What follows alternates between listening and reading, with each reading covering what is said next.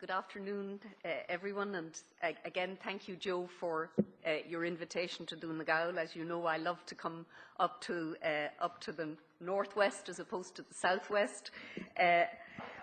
Since this crisis has begun in the EU, one of the poems that has resonated time and time again in my head is that wonderful Yeats' The Second Coming, which he wrote in 1919, and it was probably the most prescient poem in terms of what happened later in Europe. And I'll just quote two lines of it. Turning and turning in the widening gyre, the falcon cannot hear the falconer, things fall apart, the centre cannot hold, mere anarchy is loosed upon the world. And the extraordinary responsibility that lies on our political leaders, and by that I mean not just those in Ireland, but those throughout Europe, is precisely that they must hold the centre. The consequences of an implosion, a disorderly implosion of the euro, are national, regional, continental and global. By October of this year, the euro will have entered the third year of its crisis. It's not a currency crisis, it's a crisis of the euro area. And I think that crisis won't be solved by the autumn. So we're going to live with this for some time to come. But time matters in this. In order to have a fiscal union, which I believe is necessary, but it is medium term, you must actually save the currency in the short term. And in my view, and I agree absolutely with what Alan said, the only institution that can save the euro in the short term is the ECB. And at least today, Draghi began to use the language that is necessary. We don't know what is behind that, but this language really matters when communicating with markets. And the language is, within our mandate, the ECB is ready to do whatever it takes to preserve the euro. Up to now, heads of government have said they were ready to do whatever is necessary to save the euro, but today the ECB did. And he said, believe me, it will be enough. He also said that the single currency is irreversible and that the euro has the power to defeat market speculation. We will find this out. This will be tested.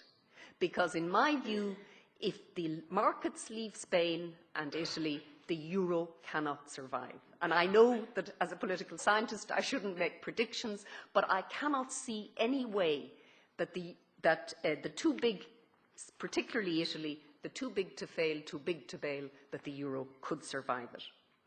What I'd like to do is to talk very briefly on why it's been so difficult for the euro area to come to terms, why it struggled so hard, why with the crisis. And I would argue that at its core, this is distributive politics of the toughest kind. Why? Because it's about costs. And there are three forms of costs involved. Firstly, there's the cost, who bears the losses? We know in Ireland we've borne a hell of a lot of losses incurred by private institutions in our country, 40% of our gross product, worst in terms of bank bailouts since the Great Depression. But there are other losses in there. Spanish banks. Is it Spanish taxpayers or European taxpayers or Spanish savers? So there are lots of losses. And when you have to appropriate losses, everyone wants to run. Everyone would prefer if someone else took the losses. The second tough distributive issue is who bears the adjustment costs for where we are in Europe. And in my view so far, it's the peripheral, vulnerable countries that have borne the primary responsibility for adjustment in terms of internal devaluation, and we need more at the core. And I think the Germans are beginning to be persuaded at an intellectual level of the need for maybe a little bit more inflation, and German wages are rising. But they need to rise more in order for the periphery to at least share the burden of adjustment. But of course there is the third issue, and that is who bears the risk. And unfortunately, it's the creditor states are the ones we're asking to bear most risk. And can I tell you that if we did not have a construction boom and we did not have a bank bailout, our position on this issue would be akin to Finland, the Netherlands and Germany.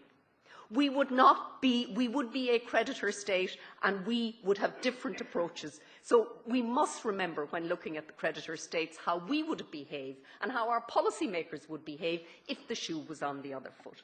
But the reason why this is so difficult is, once you've had a boom and a bubble and the excess that Europe has had and the debt overhang, the distributive politics are really tough and everyone runs for cover. So, tough politics. In terms of fiscal union, so far the system has delivered more fiscal rules, but in my view, not a fiscal union. And if you look at how the euro was designed, it was designed as a currency with rules. The rules were no bailout, both no bailout, the ECB would not buy the debt of member states, and member states wouldn't be liable for the debts of each other. And then there was an excessive deficit procedure in the Maastricht Treaty and something called the Growth and Stability Pact. The rules didn't work, they weren't observed, and I won't repeat, well, I will repeat because it always makes me feel better about this, that Germany and France were the two first countries to really drive a wedge in the rules. And this has been really traumatic for the Germans because they take rules really seriously. And I've spent the last 3 months in Berlin, and they really still worry about what they did in the mid-2000s. In terms of design faults, Alan identified what those design faults were, and perhaps the most serious was not the fact that there wasn't a fund to help with asymmetric shocks, but the fact that there wasn't centralised supervision of banking. That in the end was a far more serious design fault. The minute this crisis evolved, the Germans, Chancellor Merkel, the finance ministry in Berlin, wanted more rules. They want a rule-bound system, and they sent, I have a lovely quote from a letter sent by Merkel and Sarkozy to the European Council in 2011, when they said we need more binding and more ambitious rules and commitments for the euro area member states. They must reflect that sharing a single currency means sharing responsibility for the euro as a whole. And what have we got on the back of sharing responsibility for the euro as a whole? We've got six-pack legislation. We've got fiscal compact that Ireland voted for, and I think it's remarkable that Ireland voted for that compact with the majority that it voted for in the context of what we're going through. And apparently that's not enough. We've another two-pack coming. So lots of rules. Why? Because if it is a common currency, there is common responsibility. We were warned about this. Those of us that had the privilege to listen to Tietmeyer in the then Institute of European Affairs in 1997, I think it was in 97 or 98, but I remember, I still have the note I took at that meeting. He kept arguing about the common concern of the member states.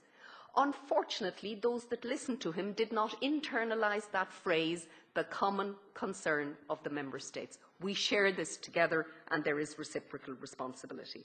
And that means that there now will be, and has to be, much more surveillance of domestic budgets, much more surveillance of economic policy, much more monitoring, and much more discussion with our partners about what we do domestically. And if we are not up for that, then we shouldn't vote for something called the Fiscal Compact, and we shouldn't be part of the euro. But that is the requirement of being a member of the euro. In terms of the sort of next 5 years, there's lots of countries with a debt overhang, about 12 euro states in the excessive deficit procedure. So we're going to have tough budgets for a while to come, and I think we heard that this morning. So what more is needed on top of the rules? I would argue that the rules are almost the foundation, and you must build the house around that. And we have, at least in the Van Rompuy report, the view of the three senior presidents of the European institutions as what they think the house should consist of. It should consist of an integrated financial framework. As Alan said, that's a banking union. It should consist of an integrated budgetary framework, an integrated economic policy framework, and then ensuring the democratic legitimacy and accountability of all of this. In terms of an integrated budgetary framework and economic policy framework, this is where we talk about fiscal union. And it does say that in the medium term, when there's robust budgetary discipline in place, that there might be fiscal solidarity, unspecified, and that there might be, in the end, a treasury. I would argue if the euro is to survive, we will have both those things in the medium term, but they're medium term. There's a very interesting report which was sponsored by Helmut Schmidt and Jacques Delors, a report by Notre Europe in June of this year, which in my view comes very close to the kind of trade-offs that we need to look at. They talk about a sui generis form of fiscal federalism based on as much economic and political union as necessary, but as little as possible. And the only way the EU has got to where it's got is that at every stage it has had as much as necessary, but as little as possible. And it talks of things like a European debt agency and having a cyclical stabilisation fund that every country pays into, and they draw down on it in trouble. So economists, the ideas are there. They can be designed. The question is, can it be delivered politically? And that's what I want to now look at. And that is, I would argue there's two challenges. There's the challenge, the politics of keeping the show on the road, and the politics of the future political structure of the system. So firstly, the politics of keeping the show on the road. The political costs of the euro crisis across Europe have been enormous. It's remarkable the extent to which it's been unacknowledged, the real political costs of the last 3 years. There has been a bonfire of incumbent governments. Only one government that was in the euro area was re-elected next time round. That was Estonia, because they just came in. Every other single incumbent government has fallen at the next election, and fallen dramatically. We've had in this country the experience of Fianna Fáil, PASOK, New Democracy, but it's not just in the debtor countries, but in the creditor countries there are problems. So the Freedom Party in the Netherlands flies up, and the Conservative Party in the Netherlands reduces its vote by the largest ever in post-war history. The true Finns in Finland go from 5% to 15%. So there's an awful lot happening in democratic politics in Europe, and it's really serious. And it's not just the problems of the debtor countries, but also the creditor countries. And these trends are the trends that we must watch. So far, electorates in Europe have held the centre. Only in one country was there the likelihood that a challenger party would take control, Syriza in Greece. In every other country, the centre has held. But if this crisis continues for 10 years, can the centre hold? And there's a real dynamic now between parties of government and what I would call challenger parties. And there is a really serious challenge for democratic politics in Europe and for political parties in Europe. And it's the challenge of what I would call the politics of constrained choice. And we have to think very carefully of what the politics of constrained choice means. It means that we must get away from the politics of you can have it all, because the politics of you can have it all, at least in this jurisdiction we should learn, has got us to where we're got. Now, how do parties communicate the politics of constrained choice? How do they ensure that the electorates understand the trade-offs, debate the trade-offs? And it's a real challenge for political parties. And it's a challenge at a time when they are least trusted.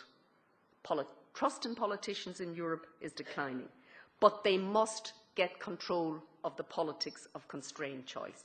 And the way of framing it, I think, is that political parties historically had two roles.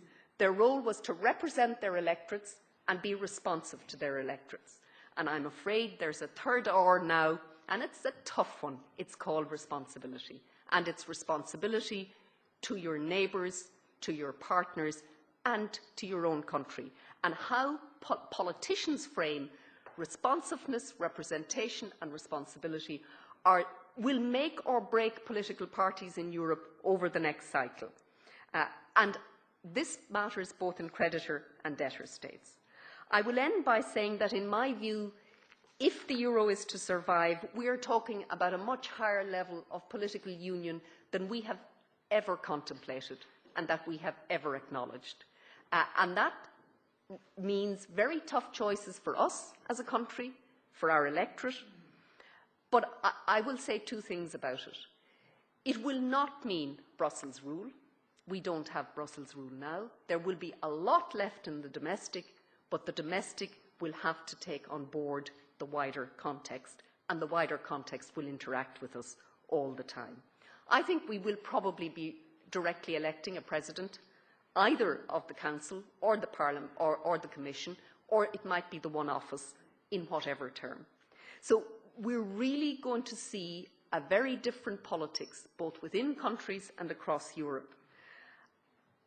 And it's not just to save the euro, but it is also to make sure that we have the tools to handle the kind of crisis that we've had.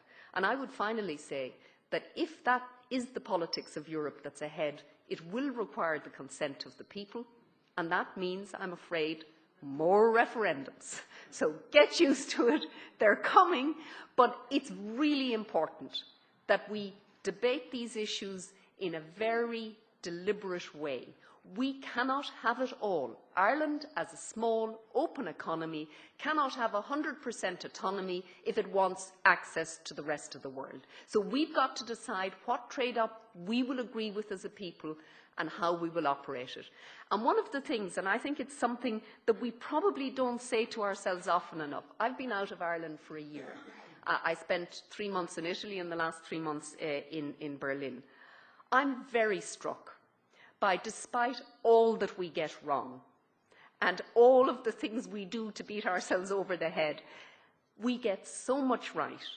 And I have absolutely no doubt that the core political intelligence of this country is really sophisticated, much more sophisticated than many countries that we sometimes look up to. So I think we're up for it, and I think we will be up to the challenge. But there are no easy choices there. So think about the politics of constrained choice. The next time someone is closing down a school in your area and you say, no, no, no, no, can't happen. It's called the politics of constrained choice, and it's here to stay. Thank you.